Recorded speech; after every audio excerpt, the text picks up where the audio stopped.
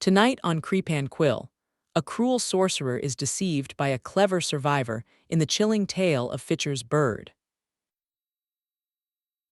There was once a wizard who used to take the form of a poor man, and went to houses and begged, and caught pretty girls. No one knew whither he carried them, for they were never seen more. One day he appeared before the door of a man who had 3 pretty daughters. He looked like a poor weak beggar, and carried a basket on his back, as if he meant to collect charitable gifts in it. He begged for a little food, and when the eldest daughter came out and was just reaching him a piece of bread, he did but touch her, and she was forced to jump into his basket. Thereupon he hurried away with long strides, and carried her away into a dark forest to his house, which stood in the midst of it. Everything in the house was magnificent. He gave her whatsoever she could possibly desire, and said, My darling, thou wilt certainly be happy with me, for thou hast everything thy heart can wish for. This lasted a few days, and then he said, I must journey forth and leave thee alone for a short time. There are the keys of the house. Thou mayst go everywhere and look at everything except into one room, which this little key here opens, and there I forbid thee to go on pain of death.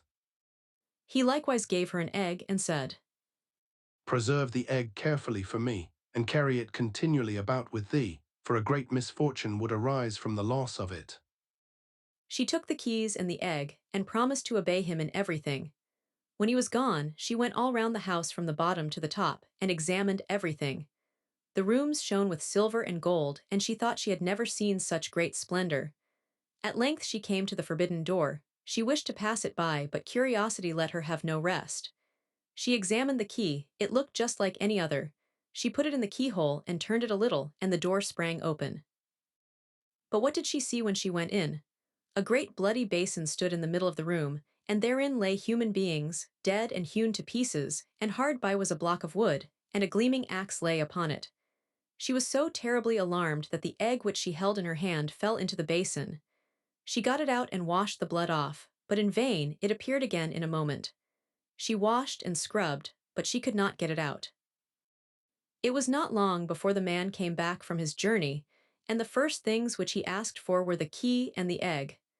She gave them to him, but she trembled as she did so, and he saw at once by the red spots that she had been in the bloody chamber. Since thou hast gone into the room against my will, Said he, thou shalt go back into it against thine own. Thy life is ended. he threw her down, dragged her thither by her hair, cut her head off on the block, and hewed her in pieces so that her blood ran on the ground. Then he threw her into the basin with the rest.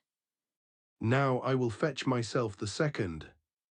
Said the wizard, and again he went to the house in the shape of a poor man, and begged. Then the second daughter brought him a piece of bread. He caught her like the first, by simply touching her, and carried her away. She did not fare better than her sister. She allowed herself to be led away by her curiosity, opened the door of the bloody chamber, looked in, and had to atone for it with her life on the wizard's return. Then he went and brought the third sister, but she was clever and crafty. When he had given her the keys and the egg and had left her, she first put the egg away with great care, and then she examined the house, and at last went into the forbidden room. Alas, what did she behold? Both her sisters lay there in the basin, cruelly murdered and cut in pieces. But she began to gather their limbs together and put them in order, head, body, arms, and legs. And when nothing further was wanting, the limbs began to move and unite themselves together, and both the maidens opened their eyes and were once more alive. Then they rejoiced and kissed and caressed each other. On his arrival, the man at once demanded the keys and the egg, and as he could perceive no trace of any blood on it, he said, Thou hast stood the test, thou shalt be my bride. he now had no longer any power over her, and was forced to do whatsoever she desired. Oh, very well. Said she, Thou shalt first take a basketful of gold to my father and mother, and carry it thyself on thy back. In the meantime I will prepare for the wedding. Then she ran to her sisters, whom she had hidden in a little chamber, and said, The moment has come when I can save you. The wretch shall himself carry you home again, but as soon as you are at home send help to me. She put both of them in a basket, and covered them quite over with gold. so that nothing of them was to be seen. Then she called in the wizard and said to him, Now carry the basket away, but I shall look through my little window and watch to see if thou stoppest on the way to stand or to rest. The wizard raised the basket on his back and went away with it, but it weighed him down so heavily that the perspiration streamed from his face. Then he sat down and wanted to rest a while, but immediately one of the girls in the basket cried, I am looking through my little window, and I see that thou art resting. Wilt thou go on at once? He thought it was his bride who was calling that to him, and got up on his legs again.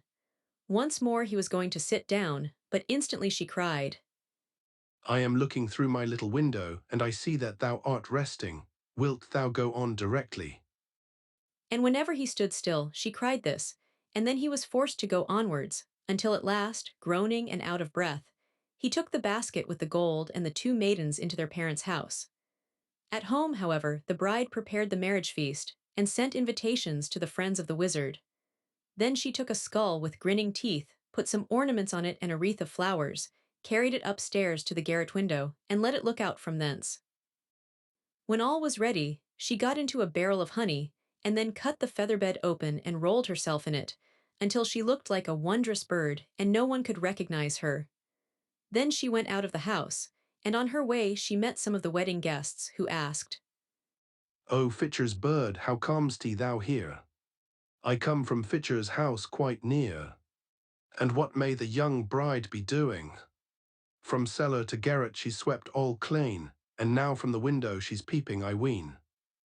At last she met the bridegroom, who was coming slowly back. He, like the others, asked, O Fitcher's bird, how comest thou here? I come from Fitcher's house quite near.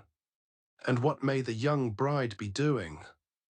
From cellar to garret she's swept all clean, and now from the window she's peeping, I ween.